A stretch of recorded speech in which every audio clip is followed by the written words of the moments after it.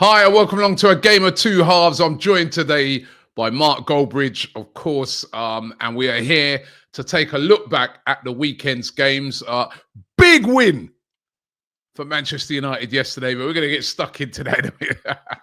Never in doubt. Never in doubt. Well, I don't know about that, but we'll get stuck into the Man United game. There's some good games this weekend. Manchester United's game, of course, Man City Chelsea was the big one. Or, as Mark said on Friday when we was over on Vats Football, was the biggest game of the weekend, Bournemouth versus Nottingham Forest. And what a result for Bournemouth. And we have to start taking them seriously now. But before we get into that, let's start with probably the game that produced the most controversial moment of the weekend. And also it was a big win for my team, Arsenal. It was Arsenal away at Wolverhampton Wanderers. Massive game for Arsenal in that, trying to chase down Liverpool, who, of course, we all knew that they were going to beat Ipswich, and they did pretty emphatically.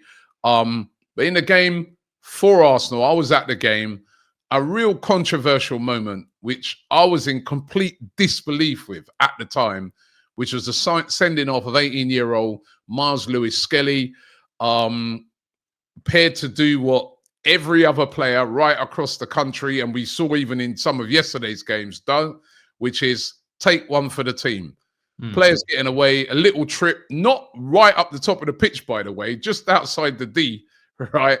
At the other end of the pitch, Michael Oliver, one of our most experienced referees, if not the most experienced, gives him a straight red card for dangerous conduct.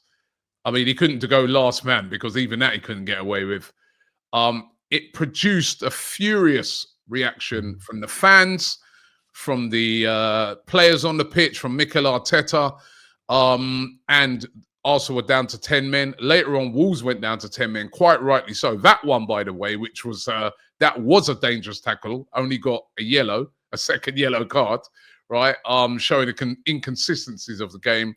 And Arsenal went on to win it by 1-0 with a great goal by Riccardo Calafiori back from injury.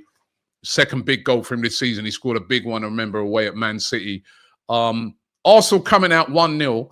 The thing that really got me, Mark, right, is that normally if you're playing in a game, right, and especially me doing AFTV and interviewing fans and that, you find a little dynamic that sometimes you play in a game, there's been a bit of controversy when it comes to a referee, but you've won, so everyone kind of just forgets it. Or it might be sort of, oh yeah, that ref decision, thank God that didn't change it. This one was the first thing every fan wanted to talk about. They weren't even talking about Calafiori's goal, the result. They were just like, what was Michael Oliver thinking? What did you make of it, Mark? I think first of all, well done to Arsenal fans, because I think we've all been in that position where you get a really big win and the referee decision that's controversial sort of gets swept under the carpet. The fact that it didn't, you had Ian Wright doing a TikTok, just shows you, even with the win, Arsenal fans, and let's not forget other fans, absolutely disgusted with it. I mean, it's controversial, I suppose, in a sense, but the PGMOL coming out yesterday about abuse and threats and everything like that, look, that's never acceptable. You've had it. I've had it. In a way, let that get dealt with by the police. But what I feel will happen is, and we've already seen it in the mainstream, I've heard Jeff Stelling this morning saying, he's just a human being, mistakes happen. No, wrong. This is two separate things. If people want to send death threats and be abusive, let the police deal with it. Let the PGMOL deal with it. Let's deal with the issue. That was a shocking decision that everybody knows was shocking. And it's not the first time with that referee. I mean, you look back to last season, the Doku assault on McAllister at Anfield inexplicably does that. The West Ham penalty against Man United that got Ten Hag the sack. It's week in, week out. It's not just Michael Oliver. There was one on Endo from Manciso. That was a red card at the weekend. The PGMOL have got to stop coming out with stuff like, oh, it's, deal with the threats. That's absolutely fine. We'll all agree with that. But the actual officiating in this country for 2 years has been abysmal. Arsenal have had loads. Wolves have had loads last year. This is a football issue. And what I don't want to see is people like Jamie Redknapp, Jamie Carragher, Jeff Stelling getting the memo from their bosses because the PGMOL have got a good relationship with them and saying, we need to water it down. If the PGMOL don't want their referees getting abuse, then they need to educate their referees in the VAR system. Because for me, Robbie, I understand Michael Oliver's not a great referee, in my opinion. That's my opinion. And he's going to make mistakes or he's going to do silly things. But VAR is there to say, oi, that's not a red card. You can go and look at the TV. And if you still want to give it, that's on you, because we're saying that's not a red card. And what they do is they go, Ollie, or Tails, because they're all bloody mates. And that's the big thing. Yeah. The PGMOL is broken. And I think what's going to happen this week now is because of the abuse, they'll make it all about, oh, you can't treat referees like this. We've had 2 years of this, mate. Yeah, no, listen, Mark, everything you said, I absolutely agree with. Like you said, nobody should be getting abuse, right? And like you said, we get it. We get it. But, right, there was a lot of fans yesterday coming out, and then this is the thing. And they may not want to say this on TV. I'll say it here. There was a lot of fans coming out and thinking the timing of this. Is this sort of cynically there to take away from what we're discussing? Now, listen, as we said, nobody, not a referee, not a player, not a fan, should be getting the sort of abuse what we're being told he's receiving. That is wrong, right? And he is a human being, and he does make mistakes, a lot of them, right? But for me, it's the VAR thing that's even worse. Right, and I've got this theory, right, sometimes that when you've got these senior referees like a Michael Oliver, remember, he's considered one of the best. He's very senior. He'd call him one of the dons of the referees, right? Yeah. You imagine the lesser guys sitting in the VAR, they don't want to overturn his decision, do they? No. They don't want to go against him because he's the big dog. I've just got that theory because I see it time and time again. How can he not be told to go to the screen and say, Mike, I think you've got that wrong. Go and have a look at that. That is the one that really baffles me. If it was just on the pitch, it still would have been a ridiculous decision because I've never seen that before. It's another one of these Michael Oliver decisions that you've never, ever seen before, like when he sent off Martinelli for 2 yellow cards. That was at Wolves as well a few seasons ago. I don't know if you remember that last year with Delo as well. Yeah, remember that one? We sent him off in the same phase, right? Yeah. Right. I've never seen that. Never seen it again, right? He's got his own rule book. He's got his own rule book, right? And whilst the abuse thing is shocking, like you said, questions need to be answered. The other thing that really winds me up is that I find with the PGMOL, whether it be Arsenal or whichever club it is, they never want to admit when they're wrong.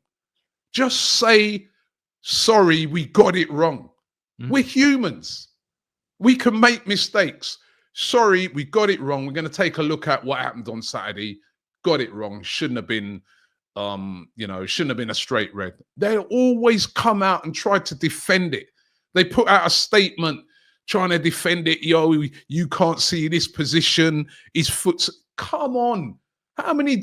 Look at some of the tackles we saw at the weekend. The inconsistencies. And I feel Howard Webb, who's right at the top of this, who's in charge, is the one at fault. Because you can't have an organisation where every single week we're talking about PGIM. We shouldn't even know what the PGMOL is or what it stands for. We shouldn't know. We shouldn't even know referee. Remember back in the day we used to go to football, Mark. We didn't even know referees' names. They're always the best referees as well. When you watch other sports, right? You watching I watched a bit of that American football last night. You don't know any of the referees' names. No. You don't know when you go to watch a tennis game. You don't know the tennis umpire's name, do you? He's just the umpire, right? These guys, it's a mess. It's an absolute mess. It's been a mess all season, and I feel something has to be done about it. But whether anything will be, that's another matter. The thing is, it won't, and that's the problem, isn't it? You get it 2 weeks ago. I thought the referee in the Arsenal-Man United FA Cup game was really bad. Nothing was said. He was doing a Premier League game on Wednesday, and you're right. It's the accountability. So that is a shocking decision by Michael Oliver. VAR has backed him up, which is even more shocking. And what do we get on Sunday? We get a statement about they're not happy about the abuse Michael Oliver's got. And then Sky Sports are saying PGMOL are not happy about the sensationalist response from ex-players. So basically what they've done is they've messed up, and their first reaction is, how do we protect ourselves? How do we deflect everything off ourselves? Sensationalist, they're probably talking about Ian Wright, aren't they? Oh, it's sensationalist, it's over the top. And then even And Jamie Shearer Redknapp, as well. Remember, Alan Shearer said it's the worst decision he's ever seen. Yeah. And those things they were angry about. It's the guy's a pundit. He's allowed to say what he sees. But they have this. People aren't aware of it. They have relationships with Sky and BT. They meet up with them every couple of weeks. So they'll have probably said to them, look, can you rein them in a little bit because we're getting a little bit of pressure. And then what do you have on Sky yesterday afternoon? You've got Jamie Redknapp, Jamie Carragher and Lee Hendry, and they're going, look, for me, I think it is a red card, but it could be an orange. It is a bit borderline. And they're backtracking again because we need to take the pressure off. Michael Oliver's had threats and the PJ Mowell have had a word with us. So let's just be a little less sensationalist, and so they get away with it again. And in 2 years, you go back, Arsenal have had a load, Liverpool had that offside. They've never dealt with the problem.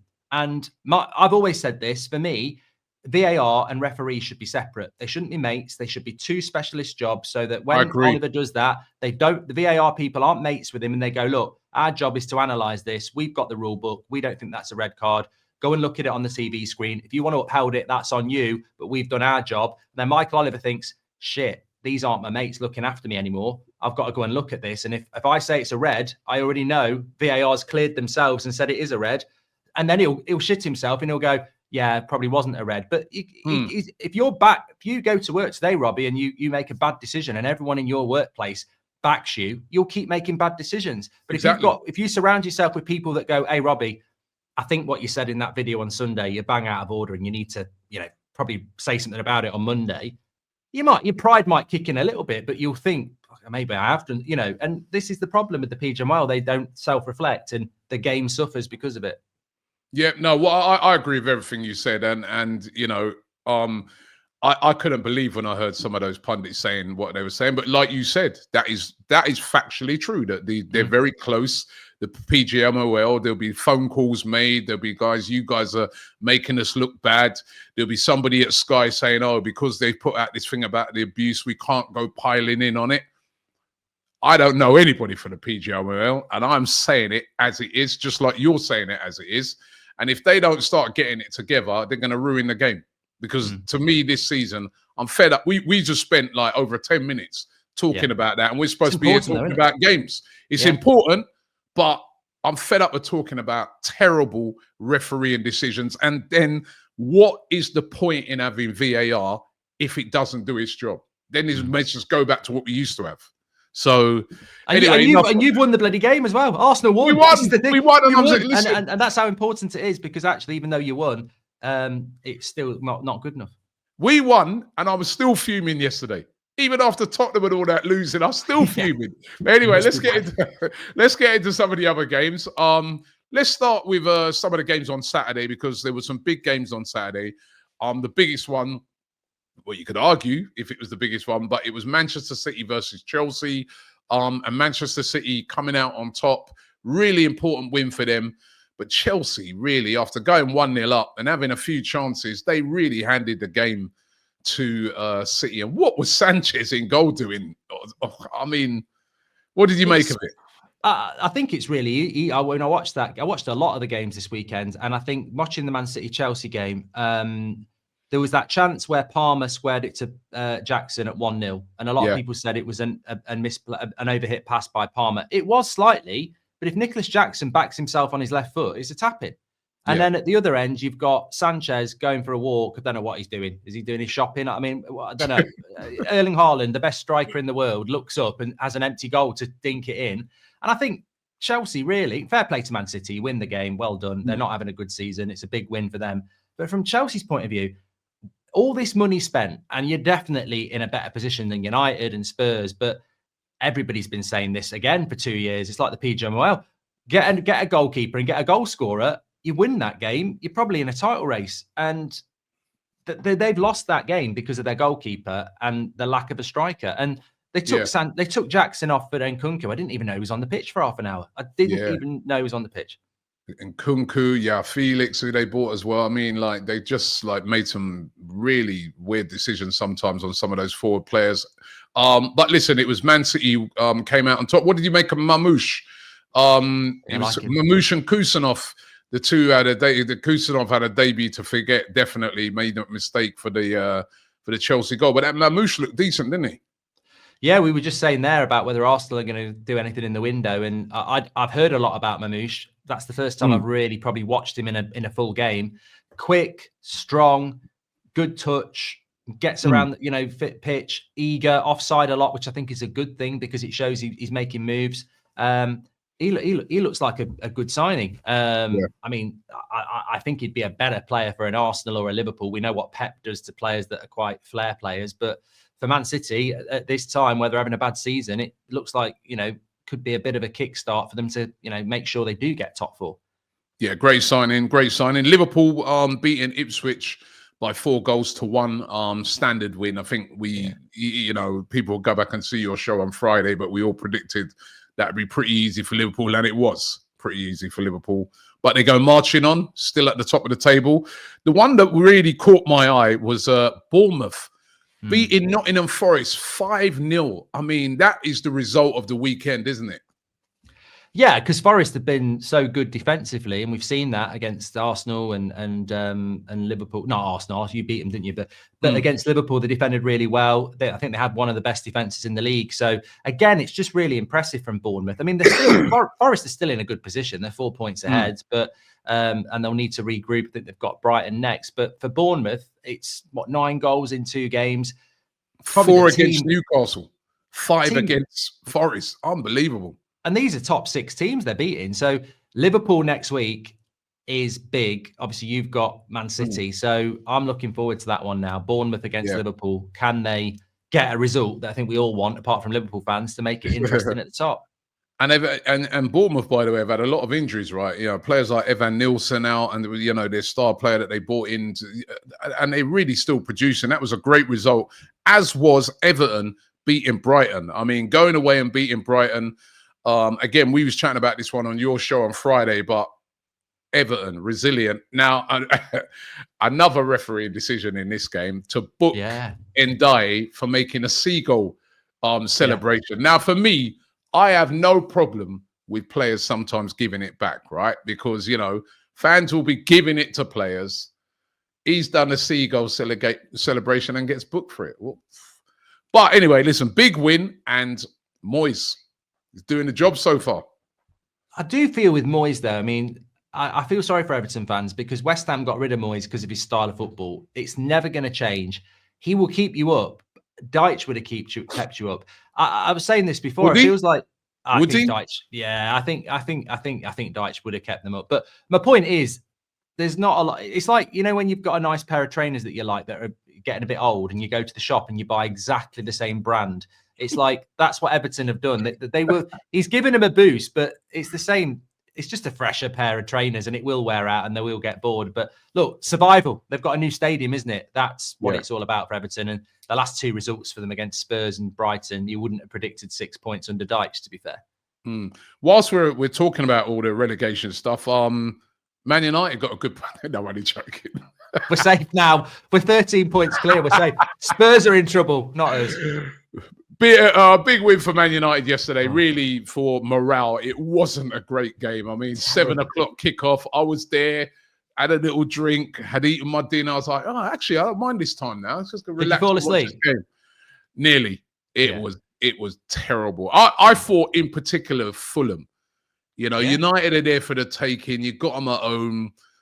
I've seen Fulham this season. They've been really good. They looked a bit frightened to me, the way they played. They didn't really go for it. Only Traore, when he came on, injected a bit into the game. But, I think United probably deserved it. At least they had a shot. I mean, it's deflected in, but at least they had a shot.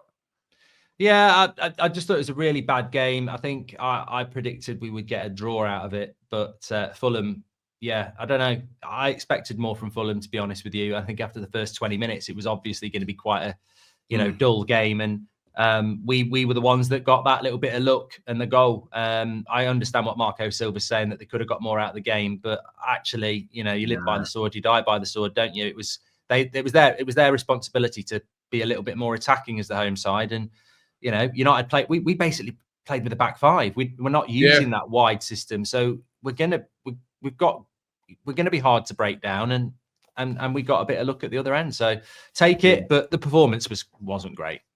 Rasmus Højlund. I mean, this guy, is it the system or is he just that bad? I mean, it's a few games I've watched him in now. He's barely touched the ball. He don't really hold it up. Yeah, I mean, he's not I'm playing well. surprised Xerxes not starting. He's looked really poor. Xerxes has been starting. I think it was just because he played him against Rangers that he was probably rotating the two. I mean, it has been quite close between them.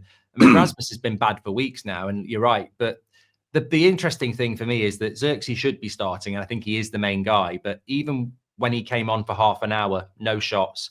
We've had two shots on target in our last two games. One was a penalty, one was a deflection. So the service, look, maybe we need a Gyökeres or an Osman, but the reality is that won't change the fact that unlike Arsenal or other big teams, they create chances for their strikers. We aren't creating chances. I don't mind if Rasmus doesn't hold the ball up if you give him two chances and he scores, but we're not creating chances for Xerxes either. And I thought Bruno was poor yesterday as well. Yeah. All right. Well, Tottenham are now in a relegation battle. This ain't even a joke no more. Like I've been taking the mick out of expressions and Fuads and Abbey and about their results. I think now they're in it. They're in a relegation battle. They've now lost at home to Ipswich. They've lost at home to Leicester. They drew at home to Wolves. Lost to Everton last week. Lost to Everton last week. These are all teams in and around them. I know they've got injuries, right? But I'm sorry. These performances are shocking. And I'm surprised that Ange is still there. I think maybe they're going to give him to see if he can get through in the Carabao Cup. Because, what's it, 13 games now they've lost. I mean, losing at home to Leicester, who've been terrible on the road. I mean, this was an awful result, wasn't it?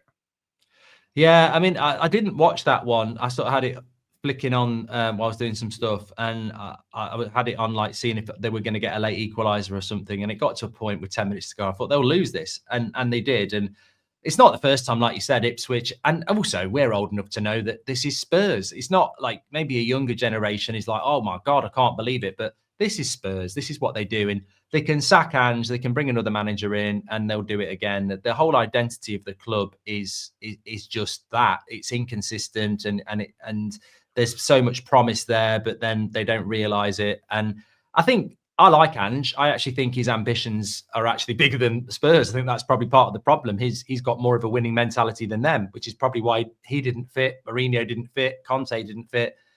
Spurs have just got an identity crisis on what Nuno, look at what he's doing at Forest. So I don't know what look, where they are in the league, the games they're losing, Ange can't complain if he gets sacked. But even if they do sack him, if they keep him, Spurs' problem is bigger than that. And I don't know how you solve that when this has been going on for decades. It's an identity. Spursy should be in the dictionary. It's what they are. And I don't know how you solve that, because even their fans wanted to lose against Man City, so you didn't win the league. And that mentality is just wrong at that football club. And I don't see it changing whether they sack him or not.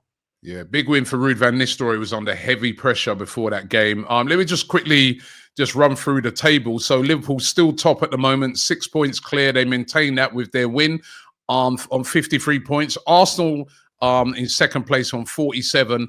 Forest in third now, 3 off Arsenal in 44. But we'll look at Man City. They're into the top 4, 41 points. But Newcastle also there as well. They had that 3-1 win. Isaac again on form in 5th. Worryingly for Chelsea now, they're in 6th place. I mean, a few weeks ago, people were talking about their possible title challenge. They're on the same amount of points as Bournemouth, who are on 40, and just back Villa, who drew with West Ham. That was a big draw for West Ham. They are on 37. When we go to the bottom of the table, Southampton, we know they're going down 6 points, 10 off now. 11 points off the safety zone. Ipswich on 16 points. Of course, they lost to Liverpool. Wolves, they drop into the bottom 3 on 16 after their defeat against Arsenal. But Leicester out of the bottom 3 now on 17 points. Big, big win for them. Everton in 16th on 23 points. And then Spurs, 15th on 23 points. They are near that. They're in a relegation fight right now. That is that's close, isn't it? Yeah, a couple more defeats for them, and they are banging trouble. So Especially when you see those teams down there fighting for their lives. It could get really, really interesting. Mark, let's get into our team of the week. Me and Mark, we take a look at the games of the weekend and come up with our team of the week. We disagree sometimes, but then what we try to do is, unlike VAR, we try to come to a compromise and get it right in the end. I tell you what, I know the BBC do it with Troy Deeney. Our team of the week would batter his the last couple of weeks, so we're Troy obviously Deeney, doing it properly. Yeah, Troy would take you out, mate. We will batter you with our decisions, right? Right, let's start off with our goalkeeper. Who did you go with? Well, I know we've got a few differentials, and we'll just talk it out. I actually can't pronounce his name. Is it Stolaric, the Leicester goalkeeper? Oh yeah. I thought he had a good game. Looking at some of the highlights of that game, I know it's Spurs, but I was sort of like him or maybe Pickford.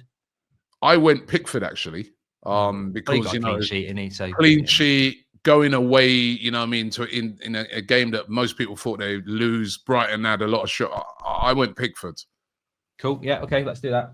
All right, Pickford. Right back, I went for Aaron Wan-Bissaka. Watched that game. I was really impressed with him defensively, but also the way he got forward as well. He's really impressing me at West Ham. You know what I mean? I never used to see him getting forward like that as much at Man United. Maybe he's more confident playing at West Ham, but I liked his performance. I think it's the perfect club for him. You know, I think at United, there is that expectation that you've got to go forward, even though our fullbacks don't go forward at the moment. But at West Ham, he's a very good player. I agree. The only other, I did put a note down as Trent, but I think, you know, we want to vary it up. And I'm well, I went Trent as well. He had a great assist in that game. But I liked the Wan-Bissaka just because I went Trent last week. So yeah, I agree. All right, Wan-Bissaka we're going to go with. Let's go left back. I've gone for my boy, Ricardo Calafiori. He came on as a sub, but that was a massive goal by him, and he played really well as well. Yeah, I struggled on this one. I did put Kirkes down, but I think that was just because he's the only left back I can think. And I did watch that game, and I don't actually think he was bad, but I don't think he was like, you know, star performer. So I think, to be fair, Calafiori, that's a massive goal. He took it well. And we're talking about of the week, how you impact on games. So I think Calafiori deserves it, to be fair. Okay, give me your two centre backs. Well, I went with Martinez because I think that goal's massive for Manchester United, and we got a clean sheet. And I went for there was a few I could have gone for, but I went for Branthwaite at Everton. I thought he had a good game for them as well.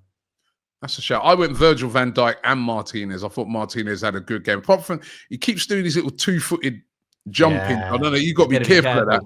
But I thought I thought he had a good game. He's very combative. I like the Branthwaite one actually. I like the go with him then, because it was only Ipswich for Van Dijk. Yeah, he had a pair of slippers on, didn't he? Yeah. All right, we go Branthwaite. Midfield. Give me a midfield three. I went really out there. I went really niche this weekend. So I went Damsgaard at Brentford. I went Idrissa Gueye again, because he was really good for Everton. And I went for Adams at Bournemouth because he got 2 assists and he played really well as well. I sort of went off games I watched, and I watched that Bournemouth game, and I thought he was really good. And I've got 3 Bournemouth players in my front 6, so a little bit of a hint. But all right, I've gone Kluivert, Rice, and Szoboszlai. I thought Rice had an unbelievable game. I was there, and I thought he played really well. I thought Szoboszlai played well as well for Liverpool. I like the Adams one though. Yeah, I think if we go Rice, Adams, and Kluivert, I think that's about fair, really. Well, no Szoboszlai.